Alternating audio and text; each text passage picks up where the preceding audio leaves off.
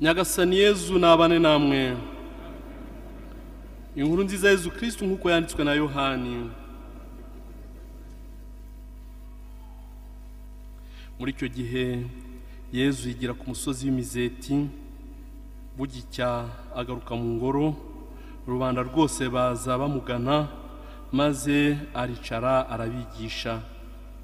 Nubwo abigisha amategeko n'abafarisayi bamuzaniye umugore wari wafashwe asambana, bamuhagarika hagati. Babwira Yezu bati, mwigisha, uyu mugore bamufashe asambana. Mu mategeko Musa yadutegetse kwicisha amabuye abagore nk'aba. Wowe se urabivugaho iki? Ibyo babivugiraga kumwinja bagira ngo babone ibyo bamurega.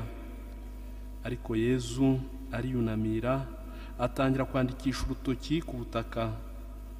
Bakomeje kumubaza arunamuka arababwira ati, muri mwe udafite icyaha ngaho namubanza ibuye.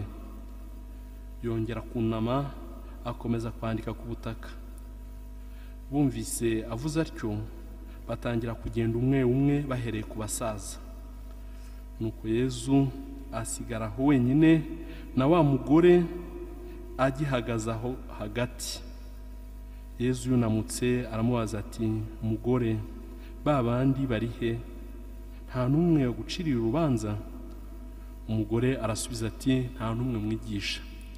Yezu aramubwira ati, nanjye rero sigucira urubanza.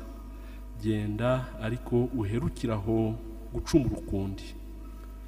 Iyo ni ivanjiri ntagatifu.